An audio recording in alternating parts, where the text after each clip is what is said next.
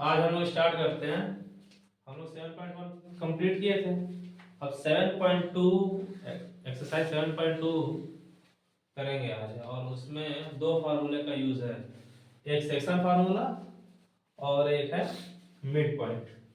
Section formula पहले देखते हैं क्या होता है। मान लीजिए कोई पॉइंट ए है, इसका कोऑर्डिनेट है x1, y1, और एक पॉइंट है बी, इसका कोऑर्डिनेट है x2, y2।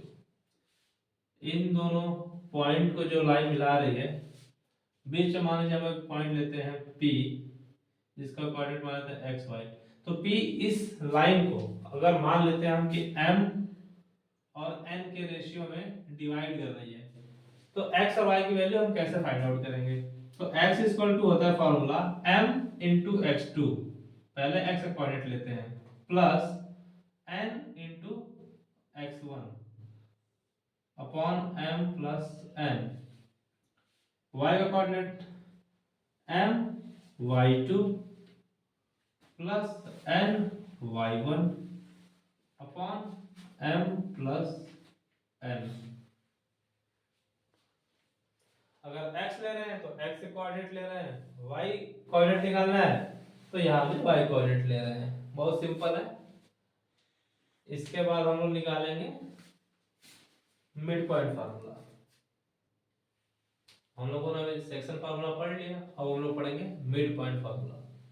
तो मिड पॉइंट में क्या होता है, अगर ये देखिए एक पॉइंट है a, एक पॉइंट है b, इसका कोऑर्डिनेट x1 y1, इसका coordinate x2 y2। Mid point हमने ले लिया। मिड पॉइंट का मतलब क्या है कि ये इसको 1:1 के रेशियो में डिवाइड कर रहा है। तो अगर यहाँ से डायरेक्ट फार्मूला x का हो जाता है x1 plus x2 y2, y का y1 प्लस y2 y2।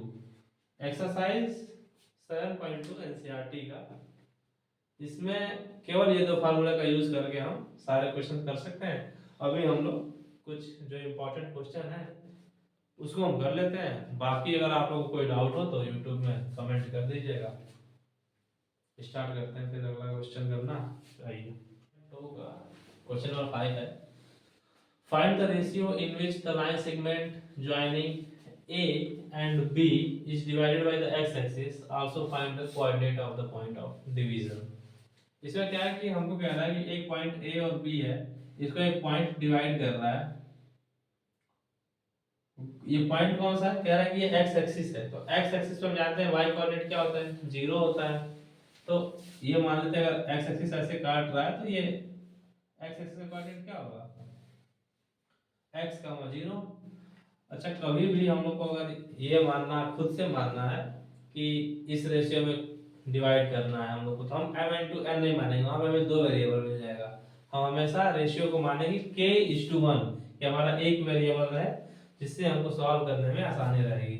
तो x कोऑर्डिनेट क्या होता है, फार्मूला k:-4 प्लस 1:1, 1 और अपॉन में क्या जाएगा k+1। और फिर y कोऑर्डिनेट 0 की वैल्यू क्या हो जाएगी, k into -4, k into 5, k into 5, और इधर हो जाएगा 1 इंटू +1 इंटू -5 अपॉन में k+1। क्रॉस मल्टीप्लिकेशन करेंगे, k+1 में 0 को मल्टीप्लाई करेंगे 0, यहाँ हो जाएगा 5k, इधर हो जाएगा -5 को इधर लाओगे आप तो 5 इक्वल टू 5k, k की वैल्यू आ जाएगी 5/5 1। अब k की वैल्यू 1 आ गई, तो रेशियो का पता चला कि ये जो x एक्सिस है ये AB को 1:1 के रेशियो में डिवाइड कर रहा है। हमें x की वैल्यू निकालनी थी, तो यहाँ पे k की वैल्यू पुट करेंगे। k की वैल्यू 1 आई है, तो x equal to 1 into -4 plus 1, 1 plus 1 -4 plus 1 2 -3/2। तो x की वैल्यू भी आ गई। अब अगला क्वेश्चन हम देखेंगे। चलिए अब नेक्स्ट क्वेश्चन देखते हैं।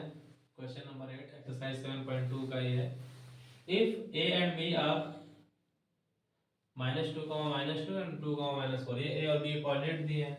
कह रहा है कि एक पॉइंट p है वो इसको डिवाइड करना है एबी किस रेशियो में, देखो अच्छा रेशियो दिया है ये एपी इक्वल टू 3/7 AB।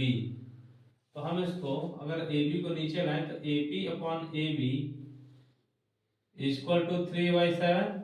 इसका मतलब AP की वैल्यू 3 और AB की वैल्यू 7। AP की वैल्यू 3 और AB की वैल्यू 7, तो मतलब PB की वैल्यू क्या होगी 4 होगी, तभी तो टोटल 7 होगा। ठीक है, इसके बाद अब हम लोग निकालते हैं एक्स वाई का कोऑर्डिनेट निकालते हैं। ये तो समझ में आ गया होगा,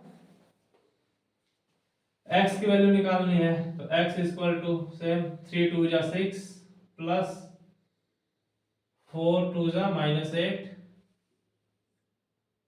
इधर हो जाएगा 4 प्लस 3 7, 4 प्लस 3 7।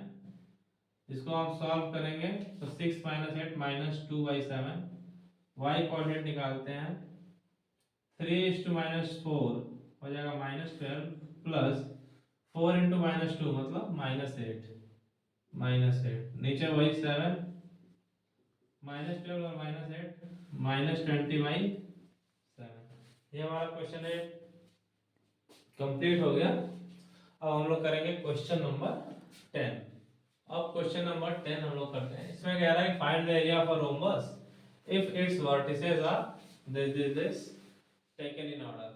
ये सब दिया है, 4 वर्टिसेस दिया है ऑर्डर में A B C D हमने लिख लिया, तो A B C D लिख लिया। अच्छा इसका एरिया का फार्मूला, एरिया पूछा है, हाँ एरिया पूछा है। एरिया का फार्मूला क्या होता है रोम्बस का, कि हाफ d1 × d2। d1 पहला डायगोनल, d2 दूसरा डायगोनल।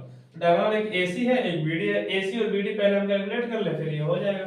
AC करते हैं, AC डिस्टेंस फार्मूला लगाएंगे तो क्या होता है x1 - x2 3 - -1 3 - -1 whole square plus 0 - 4 का होल स्क्वायर।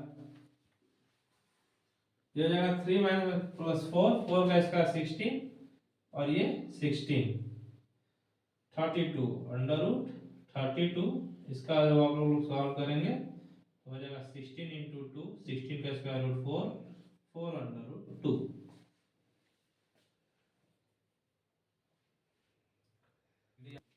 फिर हम लोग को दूसरा डायगोनल निकालना है BD।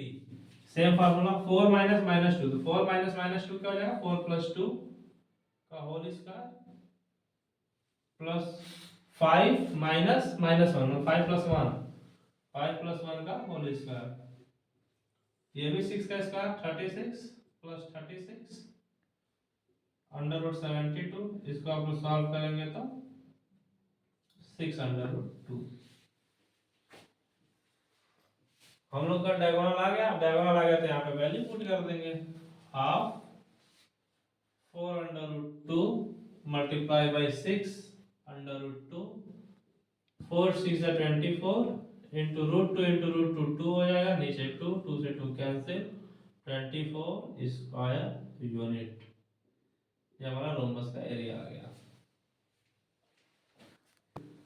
तो कोऑर्डिनेट ज्योमेट्री का बेसिक प्रिंसिपल तो खत्म हो गया, 4 फार्मूले फार्मूले और भी हैं। एग्जांपल के क्वेश्चन या कोई भी क्वेश्चन आप लोग अगर करना चाहें करिए, जो प्रॉब्लम हो कमेंट में पूछ लीजिए, है ना। कुछ देर में टेलीग्राम चैनल भी बना देंगे, टेलीग्राम चैनल पे आप क्वेश्चन ड्रॉप करिए, सॉल्यूशन हम लिख के भेज देंगे, या वो क्वेश्चन अगले क्लास में डिस्कस कर लिया जाएगा। सबसे इजी